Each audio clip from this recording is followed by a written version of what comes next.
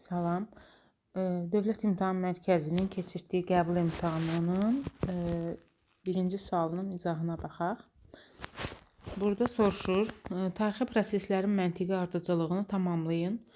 Rekonquista hərəkatının başlanması və onun davamına uyğun gələn demək hadisə tapmalıyıq. Rekonquista hərəkatı ərəblərin İspaniyadan qovulması prosesi idi. Bilirik ki, ərəblər 711-732-ci illər arasında İspaniyada məskunlaşmışdılar. Daha sonra isə artıq Avropalılar ərəbləri oradan qovmağa başlayır. Rekonquista hərəkatının başlanmasının ardınca görək hansı gedəcək?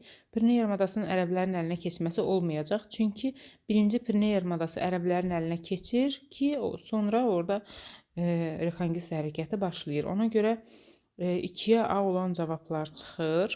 2-yə A yalnız bir yerdədir. B variantı görək gedirmi? Pirene yarımadasının tamamilə İspanlıların əlinə keçməsi bu da olmayacaq. Çünki tamamilə İspanlıların əlinə keçməsi son prosesdir. Ona görə 2-yə B olan variantda, 2-yə A olan variantda gedəcək. C variantına baxaq. Kordova xilafətinin müstəqil əmirliklərə parçalanması, bəli, bu uyğun gedə bilər. 2-yə C-ni götürəcək. Daha sonra Pirene yarımadasında yeni xristian krallıqlarının yaranması. Deməli, 2-yə C və Pirene yarımadasında yeni xristian, orada Navarra, Aragon, Kastiliya, Portuqaliya kimi xristian krallıqlar yaranır və onun dalınca nə olduğunu soruşur. Onun dalınca Vahid İspaniya krallığı da yarana bilər. Baxaq görək Y variantı nə idi?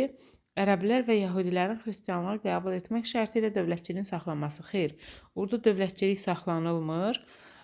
Deməli olacaq D. Deməli 2-yə C, 4-ə isə D variantı gedəcək.